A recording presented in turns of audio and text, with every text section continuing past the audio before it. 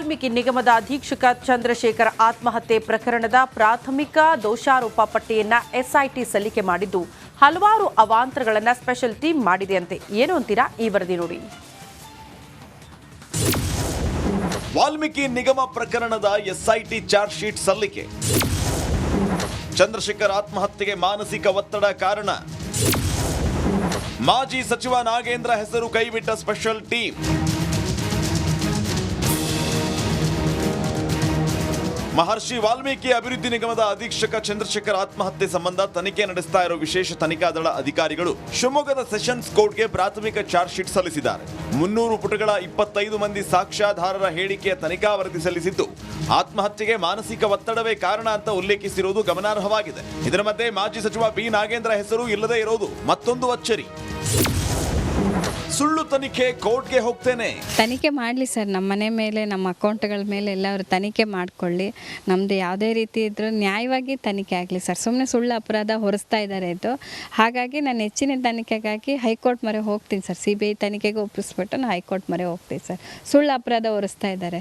ಆ ಥರ ಇರೋರಾಗಿದ್ದರೆ ಯಾಕೆ ಸರ್ ಅವ್ರ ಜೀವ ಕಳ್ಕೋಬೇಕಾಗಿತ್ತು? ನನ್ನ ಪತಿ ಸಿಲುಕಿಸುವ ಎಲ್ಲಾ ಪ್ರಯತ್ನ ನಡೆಯುತ್ತಿದೆ. ಇವರು ಈಗ ಚಾರ್ಜ್ ಶೀಟಲ್ಲಿ ಮಾಡಿರೋ ಅಪರಾಧ ನೋಡಿದ್ರೆ ನಮ್ಮನೆಯವ್ರನ್ನೇ ಶಿಕ್ಷೋದಕ್ಕೆ ನೋಡ್ತಾ ಇದ್ದಾರೆ.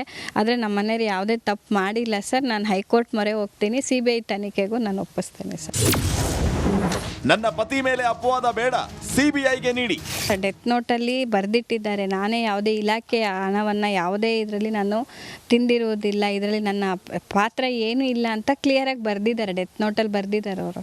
ಹಂಗೆ ಬರೆದಿಟ್ಟು ಅವ್ರು ಸಾಯಬೇಕಾದ್ರೆ ಅವ್ರು ತಿಂದಿದ್ದಾರೆ ಅಂತ ಏನು ಸರ್ ಸಾಕ್ಷಿ ಇದೆ ಹೇಳ್ತಾರೆ ಅವರು? ಅನ್ಯಾಯವಾಗಿ ಯಾಕೆ ಸರ್ ಅಪರಾಧ ಹೊರಿಸ್ತಾರೆ ನಮ್ಮ ಮನೆಯವ್ರ ಮೇಲೆ? ನಾನು ಹೇಳ್ತಾ ಇರೋದು ತನಿಖೆ ನಡೀಲಿ ಸರ್. ತನಿಖೆ ಸರಿಯಾದ ರೀತಿಯಲ್ಲಿ ಅವರು ನಡೆಸಿಲ್ಲ. ಆದ್ದರಿಂದ ನಾನು CBI ಒಪ್ಪಿಸ್ಬಿಟ್ಟು ಹೈಕೋರ್ಟ್ ಮೊರೆ ಹೋಗ್ತೀನಿ ಸರ್. ನಾನು ಸಚಿವರ ಮೌಖಿಕ ಆದೇಶ ಅಂತ ಬರೆದಿದ್ದಾರೆ. ಆದರೆ ಸಚಿವರ ಮೌಖಿಕ ಆದೇಶ ಅಂತ ಮಾತ್ರ ಇದೆ ಸರ್, ಬೇರೆ ಏನು ವಿಷಯ ಅದರಲ್ಲಿಲ್ಲ. ಬಟ್ ಸಚಿವರ ಹೆಸರೇನು ಅವ್ರು ಬರೆದಿಟ್ಟಿಲ್ಲ, ಮೌಖಿಕ ಆದೇಶ ಅಂತಲೇ ಬರೆದಿಟ್ಟಿದ್ದಾರೆ. ಬಟ್ ಅವರು ಕ್ಲಿಯರಾಗಿ ಬರೆದಿದ್ದರು ಸರ್, ಈ ಥರ ಅಮೌಂಟ್ ಟ್ರಾನ್ಸಾಕ್ಷನ್ ಆಗಿದೆ, ಇವ್ರ ಅಕೌಂಟಿಗೆ ಹೋಗಿತ್ತು ಅನ್ನೋದು ಕ್ಲಿಯರಾಗಿ ಬರೆದಿಟ್ಟಿದ್ರು.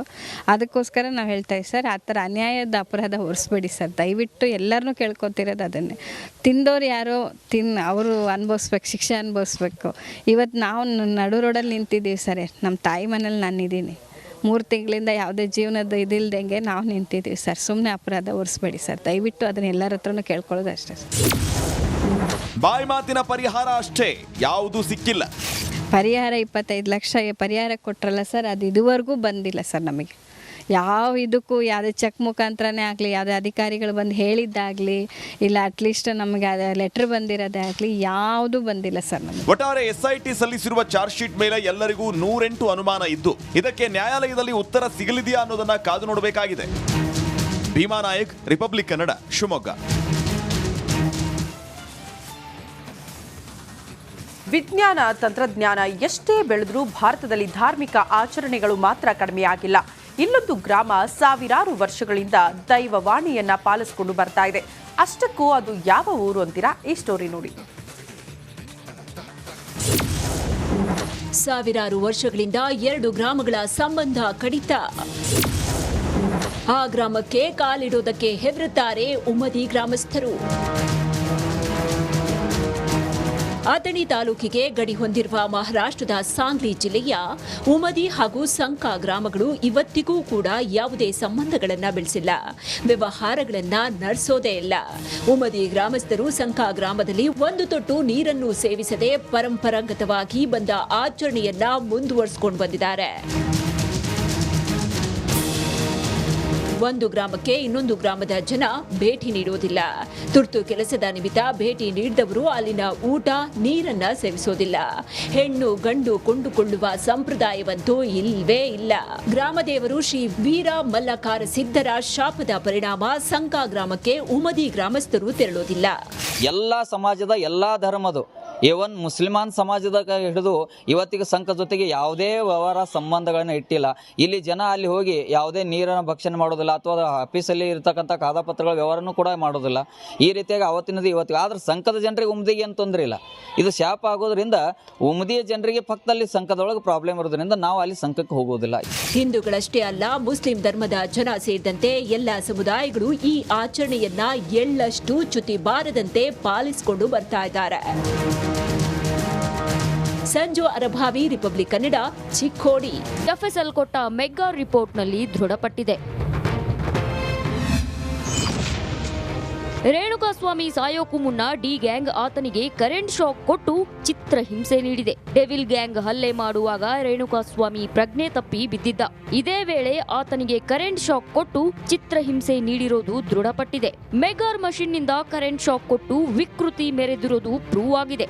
ಡಿ ಗ್ಯಾಂಗ್ ನಿಂದ ಪೊಲೀಸರು ವಶಪಡಿಸಿಕೊಂಡ ಮೆಗಾರ್ ಮಷಿನ್ ನಿಂದಲೇ ಕರೆಂಟ್ ಶಾಕ್ ಕೊಟ್ಟಿರೋದು ಗೊತ್ತಾಗಿದೆ. ಬೆಂಗಳೂರು ಎಫ್ಎಸ್ಎಲ್ ಕೊಟ್ಟ ಮೆಗಾರ್ ರಿಪೋರ್ಟ್ ನಲ್ಲಿ ಇದೆಲ್ಲವೂ ಬಟಾಬಯಲಾಗಿದೆ. ಈಗಾಗಲೇ ಮೆಗಾರ್ ಯಂತ್ರದ ರಿಪೋರ್ಟ್ ಪೊಲೀಸರ ಕೈ ಸೇರಿದೆ.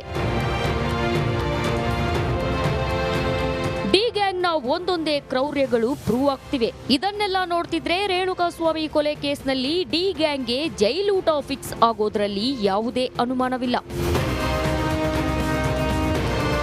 Dhruvaraj, crime bureau, republic Kannada.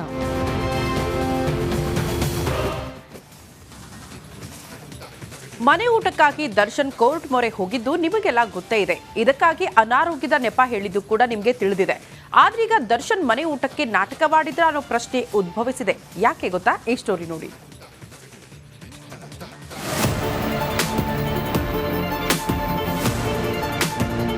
ಜೈಲೂಟ ಸೇರ್ತಿಲ್ಲ, food poison ನಿಂದ ಅನಾರೋಗ್ಯ.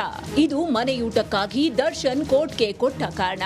ಆದ್ರೆ ಇದು ನಿಜವಾದ ಕಾರಣನಾ ಅಥವಾ ಬಿರಿಯಾನಿಗಾಗಿ ಪೊರ್ಕೆ ಆಡಿದ ನಾಟಕನ ಅನ್ನೋದೇ ಈಗ ಹುಟ್ಕೊಂಡಿರುವ ಪ್ರಶ್ನೆ.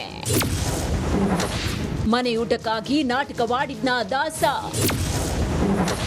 ಸುಳ್ಳು ಹೇಳಿ ಸಿಕ್ಕಿ ಬಿದ್ದನ ಕೊಲೆ ಸಾರಥಿ.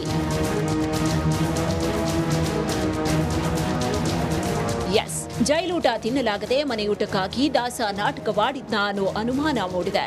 ಬಿರಿಯಾನಿಗಾಗಿ ಅನಾರೋಗ್ಯದ ಸುಳ್ಳು ಹೇಳಿ ಸಾರಥಿ ಸಿಕ್ಕಿ ಬಿದ್ನ ಅನ್ನೋ ಪ್ರಶ್ನೆ ಹುಟ್ಕೊಂಡಿದೆ. ಇದಕ್ಕೆ ಕಾರಣ ಆಗಿದ್ದು ನಟಿ ರಚಿತಾ ರಾಮ್ ಕೊಟ್ಟ ಅದೊಂದು ಶಾಕಿಂಗ್ ಸ್ಟೇಟ್ಮೆಂಟ್. ನೋಡಿ ಸ್ವಲ್ಪ ನಿರಾಳ ಆಯಿತು. ಆ್ಯಂಡ್ ಪ್ರಮುಖವಾಗಿ ಅವರ ಆರೋಗ್ಯ ಬಗ್ಗೆ ವಿಚಾರಿಸ್ಕೊಂಡೆ. So he is very healthy, he is very fine. ಇದೇ ಹೇಳಿಕೆ ಡಿಂಪಲ್ ಕ್ವೀನ್ ರಚಿತಾ ರಾಮ್ರ ಇದೇ ಹೇಳಿಕೆ ದರ್ಶನ್ನ ಸಿಕ್ಕಿ ಹಾಕಿಕೊಳ್ಳುವಂತೆ ಮಾಡಿದೆ. ಗುಳಿಕೆನ್ನೆ ರಚಿತಾ ನಿನ್ನೆ ಜೈಲಿಗೆ ಹೋಗಿ ಕಾಟೇರನ ದರ್ಶನ ಮಾಡಿ ಬಂದ್ರು. ಪೊರ್ಕಿ ಭೇಟಿ ಬಳಿಕ ಮಾತನಾಡಿದ ರಚ್ಚು, ದರ್ಶನ್ ಅವರಿಗೆ ಏನೂ ಆಗಿಲ್ಲ, ತುಂಬಾ ಆರೋಗ್ಯವಾಗಿದ್ದಾರೆ ಅಂತ ಹೇಳಿದ್ರು. ಮನ್ಸು ತಡಿಲೇ ಇಲ್ಲ. ಸೊ ತುಂಬಾ ಮಿಸ್ ಮಾಡ್ಕೊಳ್ತಿದ್ದೀವಿ ಅಂದಾಗ it's better let me go see him and come ಅಂತ ಅನಿಸ್ತು. So I just came and ನೋಡಿ ಸ್ವಲ್ಪ ನಿರಾಳ ಆಯಿತು. ಆ್ಯಂಡ್ ಪ್ರಮುಖವಾಗಿ ಅವರ ಆರೋಗ್ಯ ಬಗ್ಗೆ ವಿಚಾರಿಸ್ಕೊಂಡೆ. So he is very healthy, he is very fine. Yes, Darshan ಈಗ್ಲೂ ಮನೆಯೂಟಕ್ಕಾಗಿ ಪರದಾಡ್ತಾ ಇದ್ದಾನೆ. ಅನಾರೋಗ್ಯದ ನೆಪ ಹೇಳಿ ಲಾಯರ್ ಮೂಲಕ ಹೋರಾಡ್ತಾ ಇದ್ದಾನೆ. ಹತ ಕಾಟೇರ ನನಗೆ ಹುಷಾರ್